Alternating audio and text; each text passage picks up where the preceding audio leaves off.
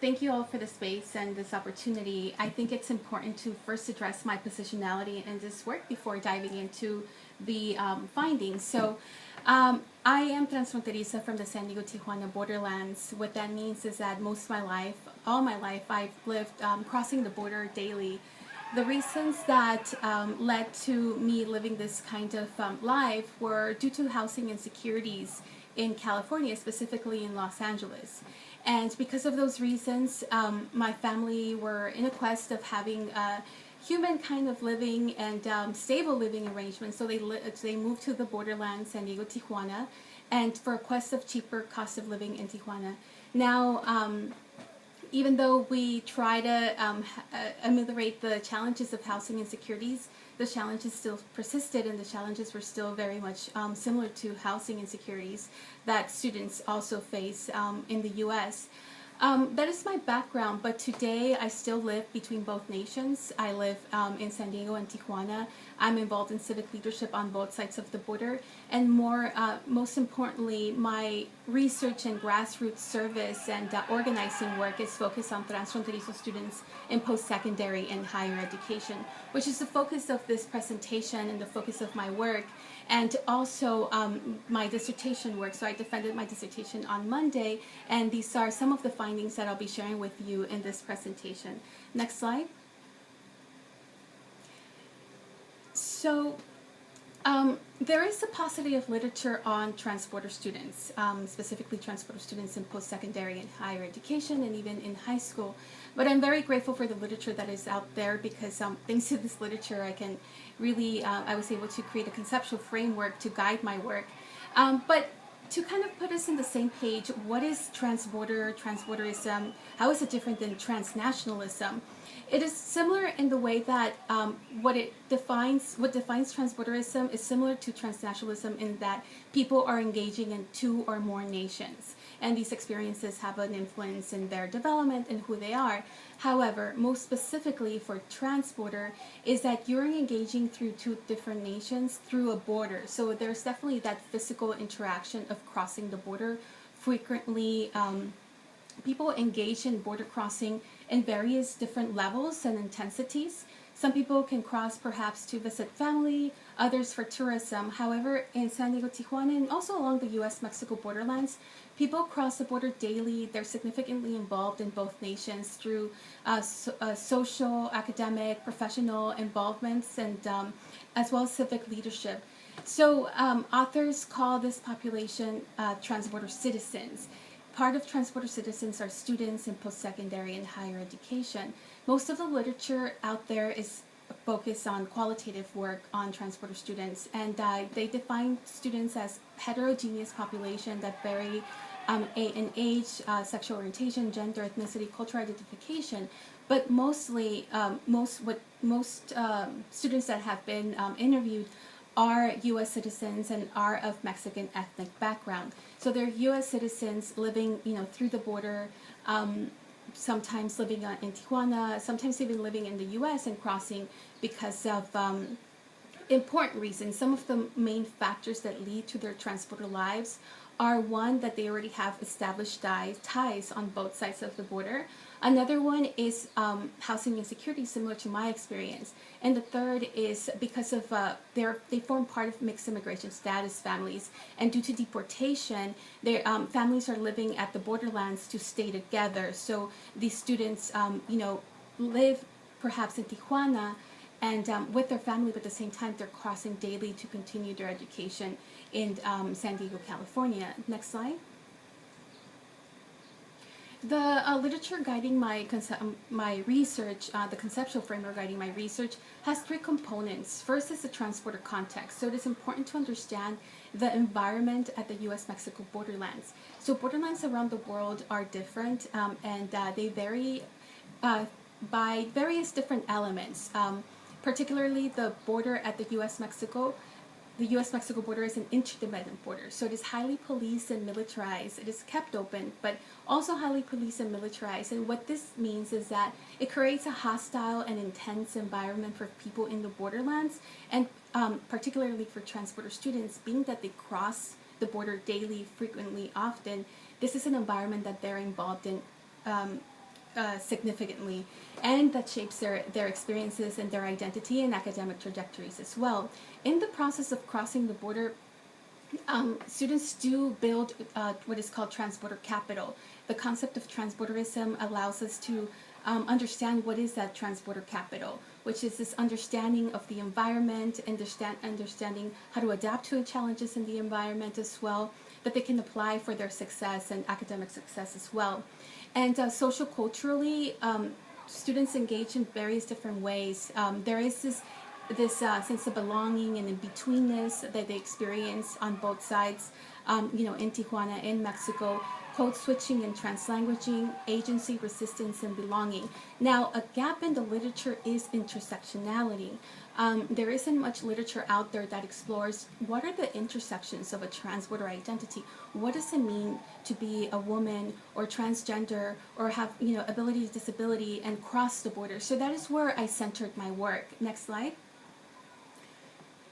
I centered my work on intersectionality, and with the purpose of understanding their transborder identity development. So the purpose of my work, it is a photovoice constructivist grounded theory study, and it is centered on illustrating the intersections and developmental processes of a transborder identity among Transfronterizx students in post-secondary and higher education by examining their social, cultural, and cognitive structural factors that influence their social identities.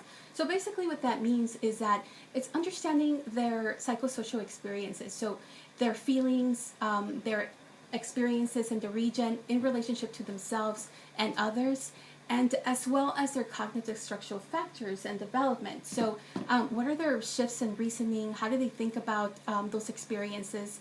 And that is what I defined in regards to understanding transborder identity.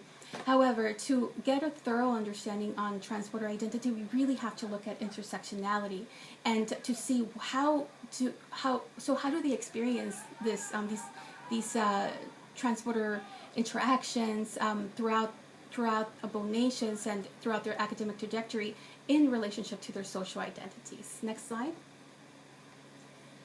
So my work is a photovoice constructivist grounded theory. It was collected in 3 different phases, guided by grounded theory, and it's constructivist because I do have a conceptual framework that is guiding the research, of course, but definitely constructive grounded theory because it guides the data collection and analysis. So I began with open data collection and analysis, then second phase it was focused more on intersectionality, and then phase 3 looking at relationship among themes. So what do those intersections mean?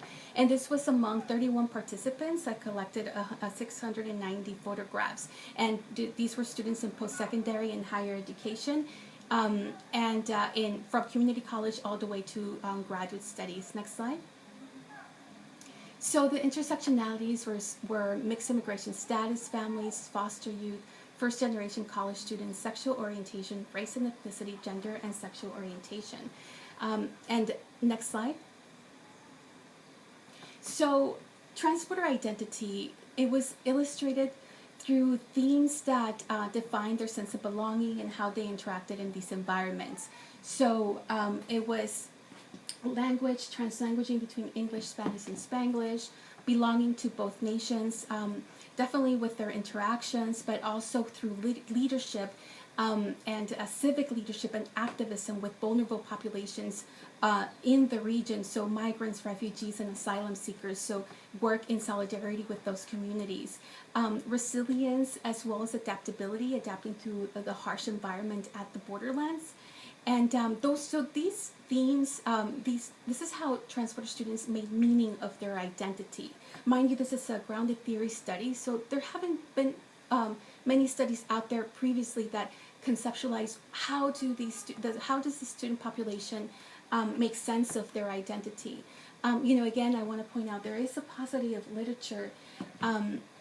So this is a definitely, I guess, a catalyst in the beginning to explore their identities. So to be critical, we do have to see their social identities. Hand in hand with their transborder identity were their social identities of being first-generation college students. of their economic status, being of mixed immigration families statuses, and as well as being foster youth, race and ethnicity, gender, and sexual orientation. For the purposes of this presentation, I will focus on race and ethnicity and gender. However, I'm happy to answer more questions on the other themes in the Q&A. So I'll illustrate what that means a little bit more through the quotes and images of the participants. Next slide. Thank you. So first, transborder identity. So here, Louise gives us a lens to understanding the profoundness of their experiences in the borderlands and what this means to themselves and others. And Louise explains, my transborder experience informs the meaning that I create because it creates my experiences. Being transborder is an experience that has left a big mark in my life, and it continues to do so. So I use this experience of being transborder and the lessons that I've learned from it to create meaning of who I am and who I am to be, and informs my perspective of the world and awareness of specific injustices when it comes to political social justice. So here we see how he thinks of himself, how he thinks of his identity, and how this influences his interactions with social justice. And although here in this quote we don't go specifically into leadership, civic leadership activism was a profound element in regards to explaining who they are in relationship to their identities. Next slide. Race and ethnicity. So there were two main factors that transborder students illustrated in relationship to their race and ethnicity, and they were even more profoundly illustrated through the intersections of race, ethnicity, and gender. And really, I mean, what this is racism, microaggressions, specifically for the participants of the study. It was experiences of lack of understanding, microaggressions, and discrimination in education from K through 12 and in post-secondary and higher education. And at the border, it was definitely discrimination, racism, but also the infliction of violence, the infliction of sexual harassment, the infliction of being profiled as criminals. For men, they were profiled as criminals, detained, handcuffed at the border for no real reason, and really, being released after being detained. And what this means is that, because of these experiences, it directly impacts, of course, their psychological well-being and physical well-being as well, and their academic success. Sometimes these interactions would directly help them from being able to arrive to class or arrive to class on time. For women, it was sexual harassment. Next slide. Before I go into gender, just illustrating the images, the highly policed and militarized environment at the border, which was a hostile environment that they lived in. Next slide. And you could see this visually in the photographs. Next slide. Thank you. And however, previous slide. Thank you. However, these inflictions of violence were visual, but also were perpetuated upon them. For example, in 2018, there was a tear gas attack at the border, and some of the participants in the study were victims of that and were injured because of that tear gas attack. And here in this quote, I'll see if I can. Well, you can read here. That David is illustrating a tear gas attack, and how this is not the first time that he's seen this. And particularly, there was a 20-minute delay at the border because of this attack. And just a reminder of how these and particularly this was a practice, but there have been attacks as well. Next slide. And I'm going to conclude with gender. Next slide. For gender, I was explaining, what men face, but for women, it was sexual harassment. Next slide. And the perpetuation of sexual harassment upon themselves by U.S. Customs agents. And here, the participant explains, and I'll read it in its original quote, but I provide translation. Muchas veces me tengo que aguantar el acoso de los oficiales y quedarme callada para no perder ese privilegio de poder cruzar tan rápido. Entonces, cuando empezamos a hablar de cómo se sienten nuestros cuerpos y nuestras mentes, pues esa fue la foto con la que más conecté y quise simbolizar cómo se siente mi cuerpo y mi mente cuando cruzo la frontera.